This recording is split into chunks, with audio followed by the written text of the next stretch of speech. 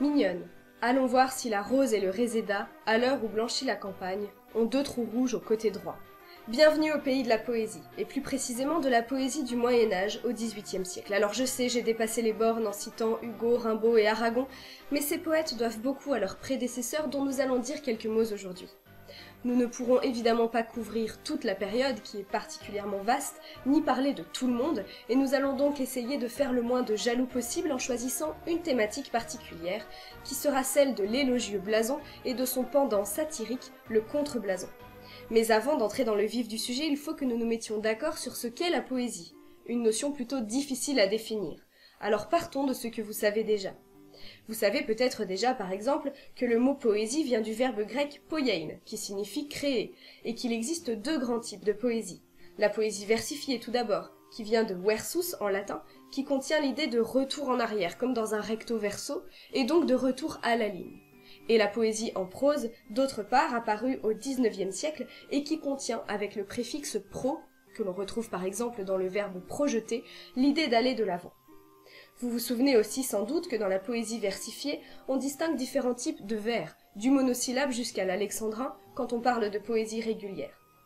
D'ailleurs, me direz-vous, c'est étrange que tous les vers aient des noms composés du radical syllabe et d'un préfixe grec qui en détermine le nombre, comme par exemple pentasyllabe pour 5 syllabes, octosyllabe pour 8 ou décasyllabe pour 10. Tous, sauf l'alexandrin semble-t-il.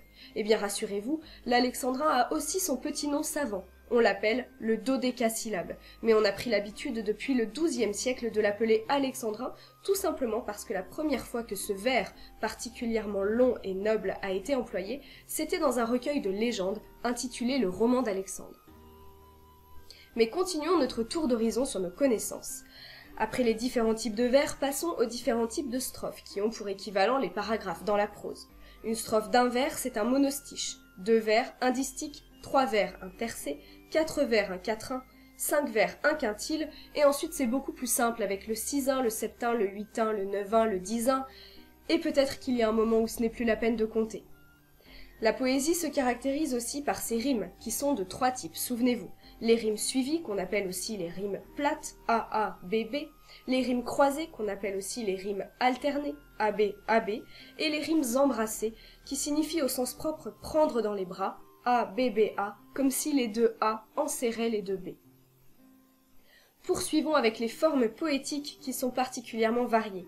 On peut citer entre autres la ballade, l'ode, le rondeau ou le célébrissime sonnet, forme très codifiée composée de 2 quatrains et de 2 tercets. Mais attendez, tout ça commence à devenir un peu compliqué, vous ne trouvez pas? Alors essayons de simplifier tout ça. Ce qui caractérise la poésie et permet de la différencier des autres genres littéraires, c'est avant tout le traitement de la langue, et c'est la raison pour laquelle Paul Valéry écrit, dans Variétés en 1924, « La marche, comme la prose, a toujours un objet précis. Elle est un acte dirigé vers quelque objet que notre but est de joindre. Ce sont des circonstances actuelles, la nature de l'objet, le besoin que j'en ai, l'impulsion de mon désir, l'état de mon corps, celui du terrain, qui ordonnent à la marche son allure, lui prescrivent sa direction, sa vitesse et son terme fini. » Dans ce premier paragraphe, Paul Valéry compare donc la prose à la marche, qui est tendue vers un but. On marche dans telle ou telle direction, on va à telle ou telle vitesse, en fonction du but que l'on veut atteindre. Rappelons-le, prosus désigne ce qui tend vers l'avant. En revanche, la poésie n'est pas de la marche, mais plutôt de la danse. La danse, c'est tout autre chose. Elle est sans doute un système d'actes, mais qui ont leur fin en eux-mêmes. Elle ne va nulle part. Que si elle poursuit quelque chose, ce n'est qu'un objet idéal, un état, une volupté, un fantôme de fleurs, ou quelque ravissement de soi-même, un extrême de vie, une cime, un point suprême de l'être. En d'autres termes, la poésie n'a pas d'autre but qu'elle-même, comme la danse, qui ne se rend nulle part, seul le mouvement compte. Paul Valéry termine sa démonstration en expliquant que la prose et la poésie utilisent le même outil, à savoir le langage, de la même façon que la marche et la danse utilisent le même outil, à savoir le corps. Mais si différente qu'elle soit du mouvement utilitaire, notez cette remarque essentielle, quoique infiniment simple, qu'elle use des mêmes membres, des mêmes organes, os, muscles, nerfs, que la marche même. Il en va exactement de même de la poésie qui use des mêmes mots, des mêmes formes, des mêmes timbres que la prose.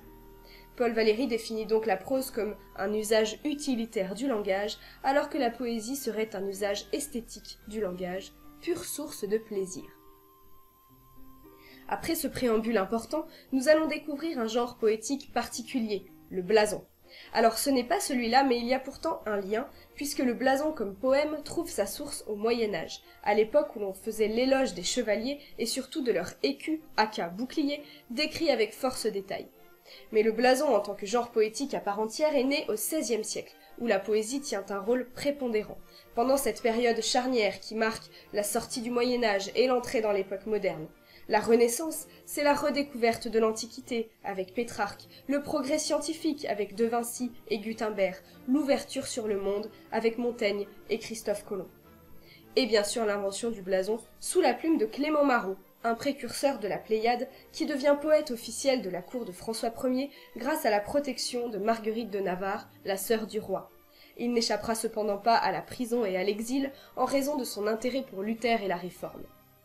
Mais alors qu'est-ce qu'un blason? Quel est ce genre poétique que Clément Marot a initié et qui est devenu un jeu littéraire à la mode? Eh bien c'est un poème, plutôt court, consacré à un détail anatomique, généralement féminin, dont on fait l'éloge. Mais n'allez pas croire que ces poèmes sont toujours chastes, ce serait mal connaître nos amis du XVIe siècle. Bien sûr, il peut être question de la main, du regard ou de la chevelure, mais le blason fondateur s'appelle le blason du beau Tétain, en 1535, qui fait l'éloge, vous l'avez compris, de la poitrine féminine. Il s'agit d'un poème de 34 vers, en octosyllabes et en rimes suivies, qui deviendra le modèle sur lequel les successeurs de Marot se fonderont pour composer leur blason. Mais Clément Marot ne compte pas s'arrêter en si bon chemin. Un an plus tard, il invente le contre-blason, avec le blason du lait Tétain, écrit sur un ton satirique. On rivalise alors d'inventivité sur la laideur, apostrophant généralement l'objet dont on parle, basculant parfois dans l'obscénité, ce qui marquera d'ailleurs le déclin de ce genre poétique singulier. Très à la mode à la Renaissance, au fil des siècles, le genre du blason se diversifie, puis s'assouplit et disparaît presque. On le retrouve désormais à l'intérieur de poèmes ou de romans abordant des termes bien plus larges. Alors qui a dit qu'on ne savait pas s'amuser au pays de la poésie? D'ailleurs, saviez-vous que le mot fuck a été inventé au XVIe siècle par un poète en pleine joute oratoire?